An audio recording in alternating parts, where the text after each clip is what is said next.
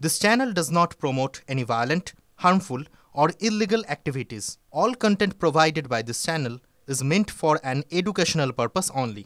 বলিষ্ঠ নেতা, বর্ষিয়ান নেতা, অগ্রজ নেতা, প্রাক্তন সভাপতি রাহুল সিনহা রয়েছেন। আমাদের প্রদেশের সাধারণ সম্পাদিকা, জনপ্রিয় নেত্রী, প্রাক্তন সাংসদ লকেট চট্টোপাধ্যায় রয়েছেন। আমাদের এখানে সংক্ষিপ্ত একটি কার্যক্রম আছে। তার আগে রাজ্যের বিরোধী দলনেতা হিসেবে দু-তিনটি বিষয় আপনাদের কাছে আমি এই প্রেস বার্তায় তুলে ধরতে চাই। প্রথমত, গোটা রাজ্য জুড়ে যে জলাঞ্জলির বা হতশ্রীর পাঁচালী মমতা বন্দ্যোপাধ্যায় প্রকাশ করেছেন, সেটা বহরমপুর থেকে প্রকাশ করার পরে তিনি দেখছেন যে এমনি লোকপত্র কোথাও হচ্ছে না এবং ওনার সরকারের প্রতি বর্ণ ধর্ম নির্বিশেষে সকলের আস্থা উঠে গেছে এবং একটা তীব্র প্রতিষ্ঠান বিরোধী হাওয়া পশ্চিমবঙ্গ জুড়ে বইছে। তাই তিনি এবারে রেডিমেড প্রচার কার্যক্রম করার জন্য এক্সটেনশানে থাকা, মানে যার মেয়াদ 31শে ডিসেম্বর 2025 শেষ হবে, মাননীয় মুখ্য সচিব মনোজ পন্তকে দিয়ে গত শুক্রবার তিনি কিছু নির্দেশনামা নামিয়েছেন ডিএম এবং বিডিওদেরকে। এই নির্দেশনামায় শনিবার দিন এটা তিনি বলেছেন, বাড়ি, রাস্তা তৈরি, জল সরবরাহ, আমার পাড়া আমাদের সমাধান ইত্যাদি প্রকল্পে কাজ হোক না হোক প্রচার বাড়াতে হবে।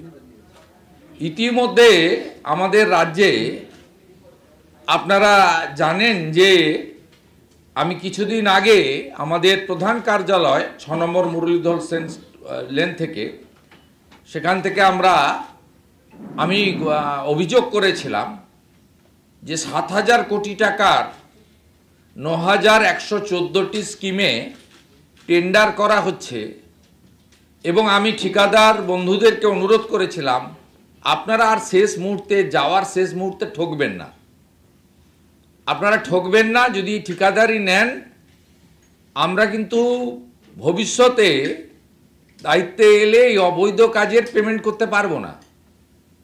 মাত্র 10% টাকা, 700 কোটি টাকা দিয়ে জোর করে কাজগুলোকে টেন্ডার করাচ্ছে বা অ্যাওয়ার্ড করছে বা কাজ করতে শুরু করছে।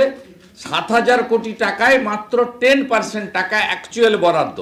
কারণ উনি ভালো করে জানেন যে ফেব্রুয়ারি 3rd উইকে দুদিন একদিন এদিক ওদিক হতে পারে, এটা ইলেকশন কমিশনের বিষয়, আমার নয়। কিন্তু 2021-এর যে দিন, সে অনুযায়ী এমসিসি চালু হয়ে যাবে আফটার 20 ফেব্রুয়ারি এনি ডে, সেটা ইলেকশন কমিশন বলবে। তাই তারপরে তো আর কোনো প্রশ্ন নেই। এখানে বলা হয়েছে মনোজ পন্ত জেলা শাসকদের এবং বিডিওদের এখন থেকে প্রচার সর্বোচ্চ স্তরে নিয়ে যেতে হবে, প্রতিটি এলাকাকে রাখতে হবে নিবিড় প্রচারের আওতায়, বলতে হবে এই কাজ শুধুমাত্র রাজ্য সরকারই করছে, প্রচারের জন্য ব্যবহার করতে হবে লিফলেট, মাইক প্রচার আর মুখ্যমন্ত্রীর ছবি দেওয়া হোর্ডিং, এলাকায় এলাকায় দৃশ্যমান প্রচারের ব্যবস্থা, 15 বছরের রিপোর্ট কার্ড এবং উন্নয়নের পাঁচালী সাধারণ মানুষ কাছে পৌঁছে দেওয়া সরকারের চ্যালেঞ্জ এবং শিলান্যাস, মানে কাজ হবে না, শিলা পোতা হবে। গ্রাম পঞ্চায়েত স্তরে শিলান্যাসের পরে জেলা শাসককে গ্রাম পঞ্চায়েত স্তরে একটা মিটিং করতে হবে। মিটিংয়ে থাকতে হবে এলাকার জনপ্রতিনিধি, অর্থাৎ তৃণমূলের, ওনারা তো আমাদের স্বীকার করেন না জনপ্রতিনিধি হিসেবে, নির্বাচিত পঞ্চায়েত সদস্য, সরকারি কর্মচারী, গ্রামবাসী। মিটিংয়ে উপস্থিতি ন্যূনতম 500 জন নিশ্চিত করতে হবে। সেখানে মুখ্যমন্ত্রীর ছবি দিয়ে বক্তৃতা হবে, আইপ্যাক অর্গানাইজ করবে। উপস্থিতিদের অন্তত 50% মহিলা হতে হবে, এমন নির্দেশ দেওয়া হয়েছে। এই প্রচার করে শিলা পোতার একটা কর্মযজ্ঞ শুরু হতে চলেছে, এইটা আমি পর্দাটা ফাঁস করলাম। গোটা পশ্চিমবাংলার মানুষকে বলবো, মিটিংগুলোয় গিয়ে চাকরি, মুখ্যমন্ত্রী বলেছেন কয়েকদিন আগে যে আমি 2 কোটি চাকরি দিয়েছি, তালিকা দেখতে চাইবেন। নরেন্দ্র মোদীজির সরকার 40 লক্ষ বাড়ি দিয়েছে 30,000 কোটি টাকার। কেন বাড়ি চাইনি প্রশ্ন করবেন। 72 লক্ষ শৌচালয় দিয়েছে, কেন শৌচালয় পাননি প্রশ্ন করবেন। 8,000 কোটি টাকা নলে জলের জন্য টাকা দিয়েছেন, হার ঘর নল সে জল, জল জীবন মিশন। কেন আপনাদের বাড়িতে জল পৌঁছায়নি তার প্রশ্ন করবেন আপনারা। কেন 1 teacher no teacher 2 teacher school চলছে, স্কুল এত বন্ধ হয়ে গেল তার প্রশ্ন করবেন আপনারা। প্রশ্ন করবেন 6 মে 2025 উচ্চ মাধ্যমিকের রেজাল্ট বেরোনোর 3 মাস পরে কেন ভর্তি হয়েছে, কেন জয়েন্টের সবচেয়ে শেষে পশ্চিমবঙ্গের রেজাল্ট বের করানো হয়েছে, কেন গত 1 বছরে 8,200 স্কুল বন্ধ করা হয়েছে, রতন টাটার টাটা কোম্পানি সহ 6,888 শিল্প কেন মমতা ব্যানার্জির সময় তাড়ানো হয়েছে, কেন মহিলাদের রাত্রে বেরোনো যাবে না মুখ্যমন্ত্রী নির্দেশ দিয়েছিলেন, কেন অভয়া মতো ঘটনা আজও ঘটে, কেন দুর্গাপুর আইকিউসিটিতে মেডিকেলের ছাত্রীকে গ্যাং রেপ হতে হয়, এসব প্রশ্ন আপনারা গিয়ে জেলা শাসকদেরকে করুন। জিজ্ঞেস করুন মাতা কালীকে কাকদ্বীপে প্রিজন ভ্যানে উঠতে হয় কেন। জিজ্ঞেস করুন বিতর্কিত বাবরের নামে ধর্মীয় প্রতিষ্ঠান করলে অনুমোদন লাগে না, আর দুর্গাপূজা, কালী পুজো, সরস্বতী পুজো করতে গেলে কেন কোর্টে যেতে হয়। এই প্রশ্নগুলো করার জন্য পশ্চিমবাংলার জনগণকে এই হাটসভা, উঠান সভা, প্রচার সভা, শিলাপুতার সভাতে করার জন্য আবেদন করার কথাই আমি বললাম। দ্বিতীয় গুরুত্বপূর্ণ বিষয়, আপনারা জানেন যে আমরা কখনোই মানরেগার বিরোধী নই, কাজ চালু হোক। কিন্তু প্রথম থেকে ভারতীয় জনতা পার্টির স্ট্যান্ড ছিল যে পরিচ্ছন্নভাবে চালু হোক, ভুয়া জব কার্ড বাতিল হোক, এবং আধারের সঙ্গে জব কার্ড লিঙ্ক করতে গিয়ে 1,25,00,000 কার্ড আগেই বাদ হয়েছে, আপনারা জানেন। এবং বাংলাদেশের লোকের অ্যাকাউন্টেও, বাংলাদেশি মুসলিম অনুপ্রবেশকারীর অ্যাকাউন্টেও জব কার্ডের টাকা গেছে। কংগ্রেসের সরকার 2004 থেকে 14 মানরেগাতে দিয়েছে 14,000 কোটি টাকার বেশি পশ্চিমবঙ্গ সরকারকে। নরেন্দ্র মোদীজির নেতৃত্বে এনডিএ সরকার 2014 থেকে 2022 চুরি ধরা পড়ার পরে সাময়িক বন্ধ ছিল কাজ, তাতে দিয়েছেন মোদীজির সরকার 54,600 বেশি কোটি টাকার বেশি। অর্থাৎ 14,000 কোটি টাকা কংগ্রেসের আমলে, যার পার্ট ছিলেন মমতা ব্যানার্জি 3 বছর, আর মোদীজির আমলে 54,000 কোটি টাকা মানরেগাতে দিয়েছে 14 থেকে 22-এর 31 ডিসেম্বর পর্যন্ত। আমাদের বক্তব্য, হাইকোর্টও যা বলেছে খারাপ কিছু বলেনি, বলেছে ফেক এবং জেনুইন সেগ্রিগেট করুন, তারপরে জেনুইন লোকেদের কাজ দিন। সুপ্রিম কোর্টও কার্যত তাই বলেছে, হাইকোর্টের অর্ডারকে কন্টিনিউ করতে বলেছে।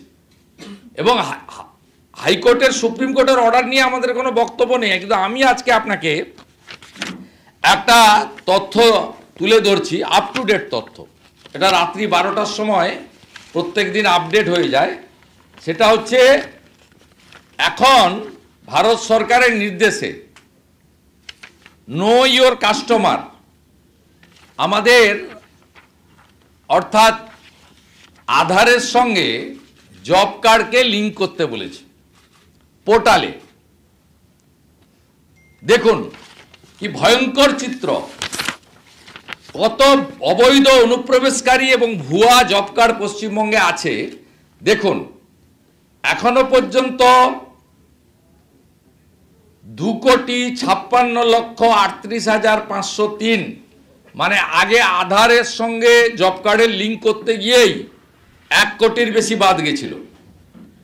বর্তমানে বাদ দেওয়ার পরে 2,56,38,503, এর মধ্যে সাকসেসফুলি অথেন্টিকেশন হয়েছে 1,60,97,695 এবং গোটা ভারতবর্ষের নিরিখে সবচেয়ে লোয়েস্ট 62.9%।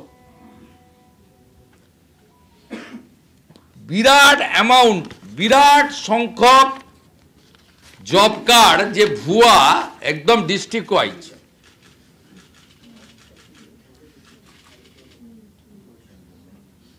দেখুন, এবং এই জব কার্ড যাদের অথেন্টিকেট হচ্ছে না কেওয়াইসিতে, তারা কত হাজার কোটি টাকা তুলে নিয়েছে তারও তালিকা আমি যথাসময়ে আপনাদের কাছে দিয়ে দেব।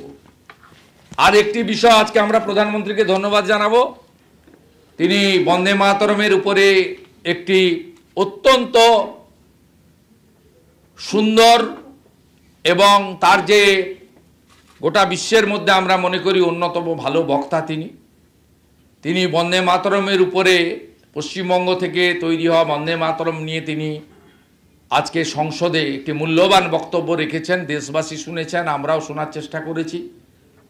এই বক্তব্য একটি বন্দে মাতরমের সার্ধশতবর্ষে একটা বড় প্রামাণ্য দলিল হিসেবে ভারতবর্ষে স্বীকৃতি হিসেবে থাকবে, ভবিষ্যৎ প্রজন্ম জানবে। আমরা প্রধানমন্ত্রীকে ধন্যবাদ দিই। আমি মাননীয় মুখ্যমন্ত্রী তিনি এয়ারপোর্টে যাওয়ার সময় এই বন্দে মাতরমকে কেন্দ্র করে অনেকগুলি কথা বলে গেছেন। আমি গত কয়েকদিন ধরেই দেখছি, যেদিন বন্দে মাতরমের সার্ধশতবর্ষ ছিল, পতাকা দূরে সরিয়ে রেখে সমস্ত রাষ্ট্রবাদী নাগরিকরা ভারতীয় জনতা পার্টি অর্গানাইজ করেছে।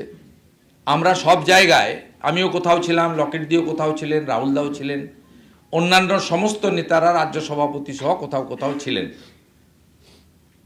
আপনারা দেখেছেন সেদিনই মমতা ব্যানার্জির মস্তিষ্ক প্রসূত রাজ্য সঙ্গীত গাওয়ার নির্দেশনামা জারি করা হয়েছিল স্কুলগুলোতে, যাতে বন্দে মাতরম কাউকে গাইতে না হয়। এটার মধ্য দিয়ে তিনি বন্দে মাতরম এবং ঋষি বঙ্কিমচন্দ্রকে এবং ভারত মাতাকে, বন্দে মাতরম হচ্ছে সঞ্জীবনী মন্ত্র, এই মন্ত্র হচ্ছে জাগরণের মন্ত্র, এই মন্ত্রকে তিনি কার্যত অপমান করেছিলেন। আমি মুখ্যমন্ত্রীর কয়েকটা বক্তব্য শুনেছি, তিনি বারবার বলেছেন বন্দে মাতরমটাকে পুরো গাওয়া হয় না, কারণ সেখানে নাকি সাম্প্রদায়িক কিছু কথাবার্তা আছে। ঠিক একইভাবে আজকে উনি উত্তরবঙ্গে কোথাও একটা যাচ্ছেন, যাওয়ার পথে আজকেও বলেছেন যে বন্দে মাতরমকে পূর্ণাঙ্গ গাওয়া হয় না। রবীন্দ্রনাথ ঠাকুর ঠিক করে দিয়েছিলেন কোন পোর্শনটা গাওয়া হবে। এইটার মধ্য দিয়ে তিনি কি বলতে চেয়েছেন, যে পোর্শনটার কথা তিনি বলেছেন, আমি পশ্চিমবাংলার বাঙালিদের বলছি, আমরা তো মা দুর্গার সবচেয়ে বড় পুজোর জন্য 1 বছর ধরে আবাল বৃদ্ধ বনিতা অপেক্ষা করে থাকে। তুমি বিদ্যা, তুমি ধর্ম, তুমি হৃদি, তুমি মর্ম, তং হি প্রাণা শরীরে, বাহুতে তুমি মা শক্তি, হৃদয়ে তুমি মা ভক্তি, তোমারই প্রতিমা গড়ি মন্দিরে মন্দিরে, তং হি দুর্গা দশপ্রহরণ ধারিণী,